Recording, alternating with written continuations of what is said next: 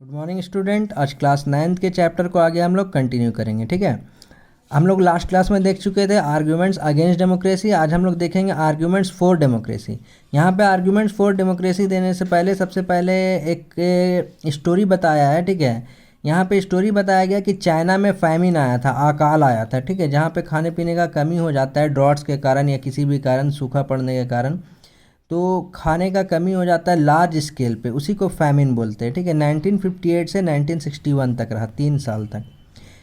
दुनिया के इतिहास में सबसे बड़ा फैमिन था। ठीक है, लगभग 3 करोड़ लोग मारे गए। कितने लोग मारे गए? 3 crore people died in this famine. उस ज़माने में इंडियाज़ इकोनॉमिक कंडीशन जो था वो China was not much better than China, लेकिन इंडिया का इकोनॉमिक कंडीशन चाइना से अच्छा नहीं था। लेकिन फिर भी आप इंडिया का पूरा इतिहास पढ़ के देख लो, शुरू से लेके अब तक कहीं भी इतना लार्ज स्केल में फैमिन आया और उसके कारण लोग मरे, ऐसा रिपोर्ट कहीं भी पढ़ने को नहीं मिलेगा। ठीक है, तो सर यहाँ हम लोग डेमोक्रेसी के बारे में पढ़ते पढ़ते ये फैमिन के बारे में हम लोग क्यों पढ़ने लगे? इसके पीछे रीज़न क्या है, इसको अभी हम लोग समझेंगे। इसके पीछे रीज़न ये है कि चाइना में जो गवर्नमेंट था वो 1 पार्टी रूल था, कोई अपोजिशन नहीं था, कोई बोलने वाला नहीं था। तो जब लोग मर रहे थे तो गवर्नमेंट का ध्यान भी उधर नहीं जा रहा था। गवर्नमेंट अपना रिलैक्स था कि जाने दो, जिसके पास पैसा नहीं है, जो गरीब है वो मर रहे हैं, और जिसके पास पैसा है वो 2 वक्त का खाना कहीं से अरेंज करके ख़रीद के महंगा में खा ले रहे हैं।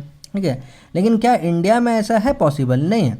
अगर इंडिया में एक गरीब इंसान का भी जान जाता है ना, तो मीडिया, अपोजिशन उसको बहुत हाई लेवल पर ले आते हैं और गवर्नमेंट की बहुत बुराइयाँ होती है। ठीक है, तो जिस कारण इंडिया जो है वो बेटर है। अब ऐसा क्यों सर? अभी फिर से सवाल।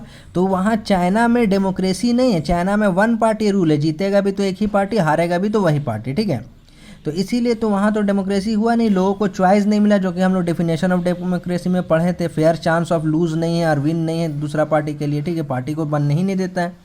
लेकिन इंडिया में क्या है, आपका अपोजिशन है, दूसरा पार्टी है, जिस कारण इतना लार्ज स्केल पे फैमिन नहीं आ सकता है। ठीक है, तो ये सबसे बड़ा यानी स्टार्टिंग का सबसे फेवर वाला जो आर्ग्यूमेंट्स फॉर डेमोक्रेसी में है कि डेमोक्रेटिक गवर्नमेंट जो है वो जवाबदेह होता है। Democratic government is a better government because it is more accountable form of government. ये मोर अकाउंटेबल होता है, ये ज़्यादा जवाबदेही होता है। कुछ भी होगा तो हम लोग देखते हैं हमारे कंट्री में एक पार्लियामेंट हाउस है, संसद भवन है, राज्यसभा, लोकसभा है, उसमें क्लास 8 में उसके बारे में डिटेल हम लोग पढ़े थे। तो उसको जवाबदेही, वो आंसरेबल होता है, अकाउंटेबल होता है कि आखिर एक इंसान भी भूख से क्यों मरा। ठीक है, इसका जवाबदेही दीजिए। इसके पीछे रीज़न क्या है जो है उसे हम लोग देखते हैं। पीडीएस सिस्टम लागू कर दिया गया है ताकि कोई भी लोग भूख से मरे नहीं। ठीक है, there is another reason why democracy should lead to a better decision. अब देखो सेकंड चीज़ आ रहा है कि डेमोक्रेसी में डिसीजन जो होता है, चलो मान लिया जो आपने अगेंस्ट में दिया कि हाँ डिले होता है, लेकिन डिले होने से, डिले क्यों होता है? क्योंकि डिसीजन आने से पहले उस पर डिस्कशन होता है पार्लियामेंट हाउस में, आर्ग्यूमेंट्स होता है उसके फेवर में, उसके अगेंस्ट में डिबेट होता है, वोटिंग होता है, उसके बाद उस डिसीजन को लिया जाता है। जब इतना लंबा प्रोसेस से कोई भी डिसीजन आएगा, ठीक है, तो जाहिर सी बात है वो डिसीजन क्या होगा? अच्छा होगा। अगर तुरंत हम लोग कोई डिसीजन ले लेंगे तो हो सकता है उस डिसीजन में गड़बड़ी हो कुछ, लेकिन मैक्सिमम चांसेस है कि इतना लंबा प्रोसीजर से जब डिसीजन आएगा तो डिसीजन क्या होगा? अच्छा होगा। इसीलिए सेकंड जो है arguments in favour of democracy वो यही है। Thus democracy improve the quality of decision making. Democracy क्या करता है? डिसीजन मेकिंग क्वालिटी को इम्प्रूव करता है। बात समझ में? अब थर्ड आते हैं।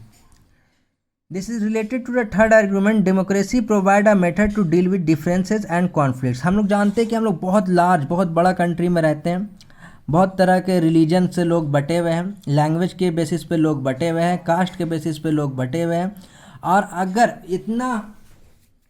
इतना होने के बाद भी, इतना डिफरेंट लोग भी है, लेकिन फिर भी हम लोग एक कंट्री में एक साथ रहते हैं। ठीक है, रहते हैं, थोड़ा बहुत झगड़ा वगैरह भी होता है लेकिन रहते हैं। तो जब ये क्लैश हो, जब ये कॉन्फ्लिक्ट्स हो, तो उसको सुधारने का जगह भी डेमोक्रेसी देता है। अगर कोई एक ग्रुप हो जो मेजोरिटी में हो, जो ज़्यादा तादाद में हो, उसी का फेवर किया जाए, अब माइनॉरिटीज़ के बात को या फिर जो कम तादाद में या जो कमज़ोर ग्रुप है उसके बात को दबा दिया जाए, ध्यान नहीं दिया जाए, तो आने वाले कल में ये क्या होगा ना कि लड़ाई का वजह बनेगा और डेली हमेशा कुछ ना कुछ कॉन्फ्लिक्ट्स होता रहेगा। इसीलिए डेमोक्रेसी जो है वो डील करता है डिफरेंसेस और कॉन्फ्लिक्ट्स के बीच में। आ रहा है बात समझ में? नेक्स्ट क्लास में दो और इसका स्टेटमेंट है democracy for arguments for democracy, उसके बारे में हम लोग पढ़ेंगे। ठीक है, थैंक यू।